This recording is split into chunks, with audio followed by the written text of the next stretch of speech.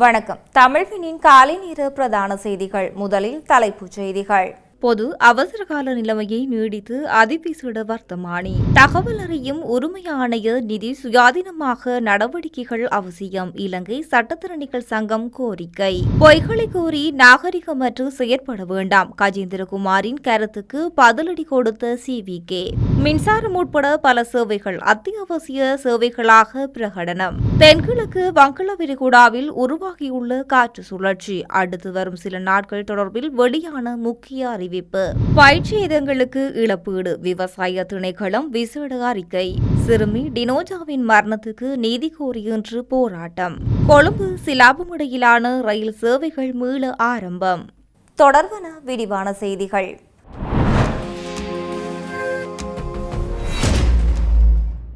பொது அவசரகால நிலைமையை கருத்தில் கொண்டு ஏற்கனவே பிறப்பிக்கப்பட்டிருந்த பொது அவசரகால நிலைமையை மேலும் நீடித்து ஜனாதிபதியின் செயலாளரினால் நேற்று அதிவிசேட வர்த்தமானி அறிவித்தல் வெளியிடப்பட்டுள்ளது.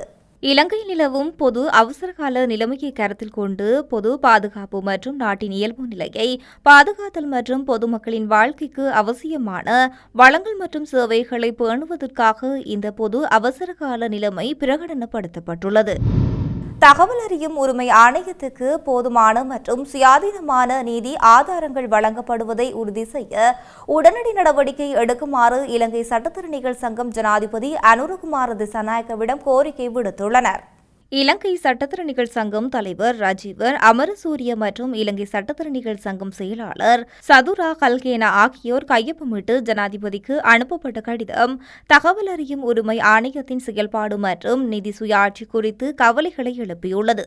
இந்த கடிதம் ஆணைக்குழுக்கு கடுமையான பணிப்பாளர் பற்றாக்குறையையும் எதிர்காலத்தில் தகவல் அறியும் உரிமை ஆணையத்தின் செயல்பாட்டை அச்சுறுத்தக்கூடிய தகவல் அறியும் உரிமை சட்டத்தில் முன்மொழியப்பட்ட திருத்தங்களுக்கு இதன் எதிர்பார்ப்பையும் காட்டுகின்றது. தொடர்புடைய பிரச்சினைகள் ஆணையத்தின் சுயாதீனமாகவும் திறம்படவும் செயல்படும் திறனை குறைமதிப்புக்கு உட்படுத்தும் என்று இலங்கை சட்டத்திறனிகள் சங்கம் கடிதம் குறிப்பிடுகின்றது. ஆணையத்துக்கு போதுமான மற்றும் சுயாதீனமான நிதி ஆதாரங்களை வழங்குவதை உறுதி செய்வதற்கு உடனடி நடவடிக்கைகளை எடுக்குமாறு நாங்கள் உங்களை மரியாதையுடன் கேட்டுக்கொள்கின்றோம். இதன் மூலம் அதன் சுயாட்சி மற்றும் அதன் ஆணையம் நிறைவேற்றும் திறனை பாதுகாக்கின்றோம் என்று இதில் குறிப்பிடப்பட்டும் இருக்கின்றது.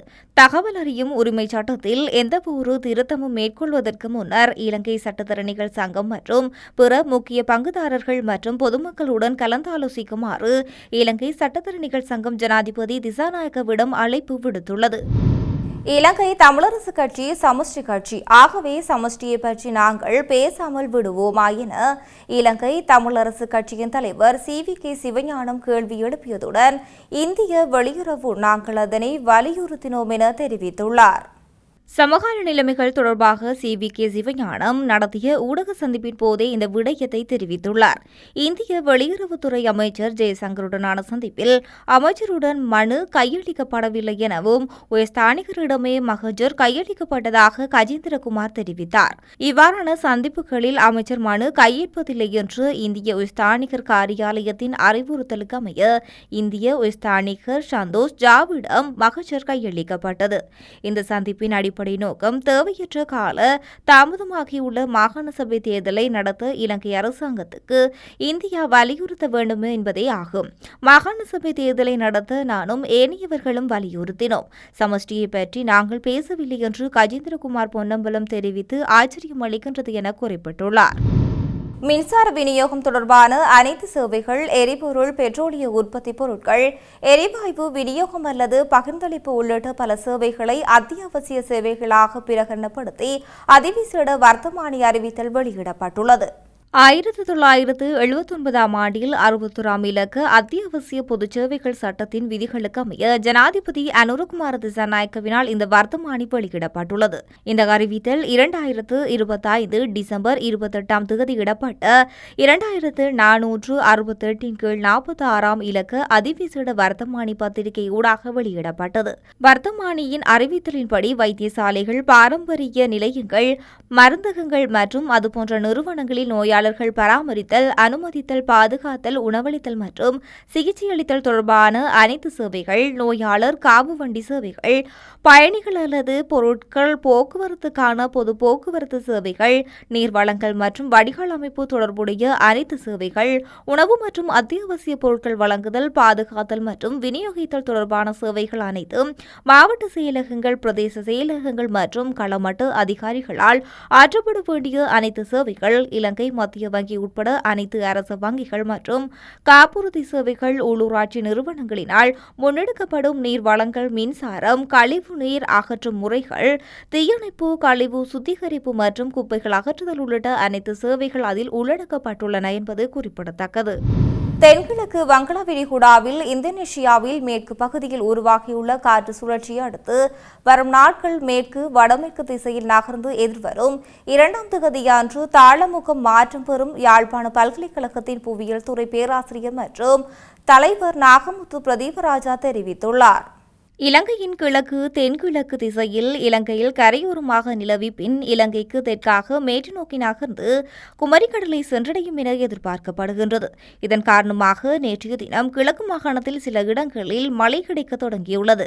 இன்று வடக்கு, கிழக்கு, வடமத்திய மற்றும் ஊவா மாகாணங்களில் பல பகுதிகளில் மிதமான மழை கிடைக்க வாய்ப்புள்ளது. நாளைய தினம் முதல் வடக்கு, கிழக்கு, வடமத்திய, தென் மத்திய மற்றும் ஊவா மாகாணங்களில் பல இடங்களுக்கு மழை பரவலாக கிடைக்கும்.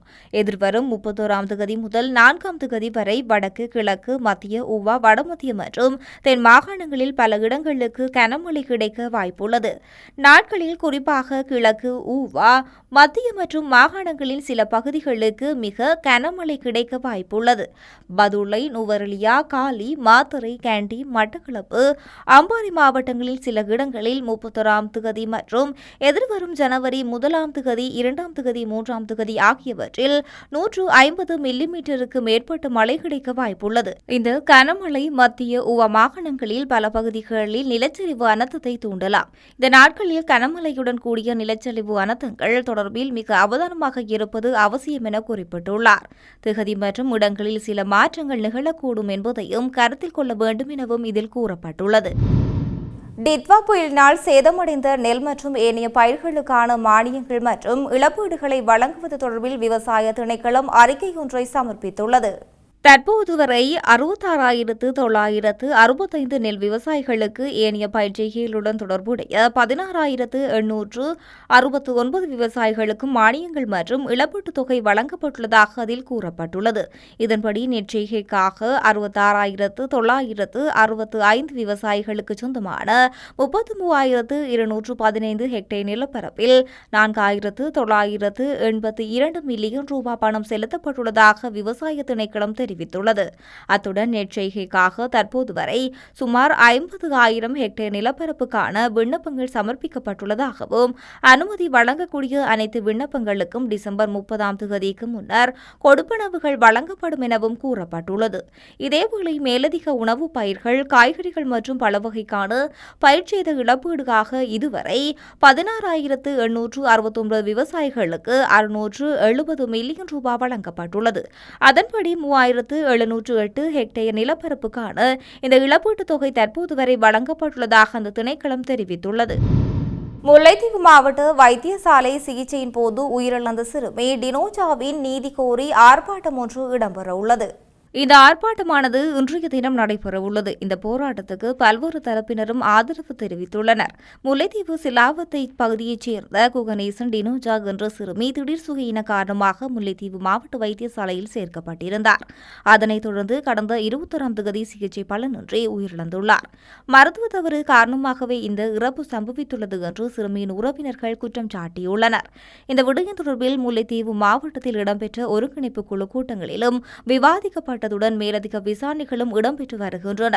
இவ்வாறான பின்னணியிலே சிறுமியின் இறப்புக்கு நீதி கோரி முல்லைத்தீவு மாவட்ட வைத்தியசாலைக்கு முன்பாக இன்று கவலையின போராட்டம் ஒன்று இடம்பெறவுள்ளது. இந்த போராட்டத்துக்கு வணிக நிறுவனங்கள், சங்கங்கள் என பல தரப்புகளும் தமது ஆதரவை தெரிவித்துள்ளன.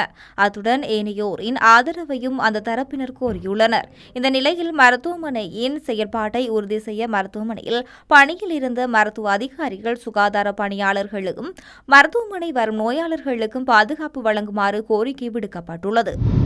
புத்தளம் ரயில் மார்க்கத்தால் குறிப்பாக கொழும்பு கோட்டைக்கும் சிலாபத்துக்கும் இடையே ரயில் சேவைகள் இன்று முதல் மீண்டும் தொடங்கும் என இலங்கை ரயில்வே திணைக்களம் தெரிவித்துள்ளது. பேரழிவினால் பாதிக்கப்பட்ட மார்க்கத்தின் தண்டவாள பகுதியில் பழுது பார்க்கும் பணிகள் முடிவடைந்ததைத் தொடர்ந்து சிலாபம் வரையிலான ரயில்கள் மீண்டும் இயங்க ஏற்பாடுகள் செய்யப்பட்டுள்ளன. நவம்பர் மாதம் டிட்வா சூறாவளியால் ஏற்பட்ட வெள்ளப்பெருக்கு காரணமாக குடவெவ மற்றும் மாதம்பே ரயில் நிலையங்களுக்கு இடையில் அமைந்துள்ள கடுப்பிட்டிய ஓயா பாலத்துக்கு அருகில் உள்ள ரயில் பாதையோரு பகுதி அடித்துச் செல்லப்பட்டதை அடுத்து கொழும்பு கோட்டைக்கும் சிலாபம் புத்தளம் இடையான ரயில் சேவைகள் நிறுத்தப்பட்டன. இதனால் கடந்த சில வாரங்களாக சிலாபம் ரயில் நிலையத்தில் நிறுத்தப்பட்டிருந்த 5 ரயில் சேவைகள் ஈடுபடுத்தப்படவில்லை என்று ரயில்வே திணைக்களம் குறிப்பிட்டுள்ளது. இந்த பாதை நாத்தாண்டியா ரயில் நிலையம் வரை மட்டுமே இந்த ரயில் இயக்கப்படும் எனவும் கூறப்பட்டுள்ளது. செய்தி நிறைவாக மீண்டும் தலைப்புச் செய்திகள். பொது அவசரகால நிலைமையை நீடித்து அதிவிசேட வர்த்தமானி. தகவல் அறியும் உரிமை ஆணைய நிதி சுயாதீனமாக நடவடிக்கைகள் அவசியம். இலங்கை சட்டத்திறனிகள் சங்கம் கோரிக்கை. பொய்களை கூறி நாகரிகமற்று செயற்பட வேண்டாம். கஜேந்திரகுமாரின் கருத்துக்கு பதிலடி கொடுத்த CVK. மின்சாரம் உட்பட பல சேவைகள் அத்தியாவசிய சேவைகளாக பிரகடனம். தென்கிழக்கு வங்கள விரிகுடாவில் உருவாகியுள்ள காற்று சுழற்சி அடுத்து வரும் சில நாட்கள் தொடர்பில் வெளியான முக்கிய அறிவிப்பு. பயிற்சியங்களுக்கு இழப்பீடு. விவசாய திணைக்களம் விசேட அறிக்கை. சிறுமி டினோஜாவின் மரணத்துக்கு நீதி கோரி இன்று போராட்டம். கொழும்பு சிலாபம் இடையிலான ரயில் சேவைகள் மீள ஆரம்பம். இத்துடன் தமிழ்வினின் பிரதான செய்திகள் நிறைவடைகின்றன. செய்திகளை உடனுக்குடன் அறிந்து கொள்ள தமிழ்வின் என்ற யூடியூப் பக்கத்தினூடாக இணைந்திருங்கள். வணக்கம்.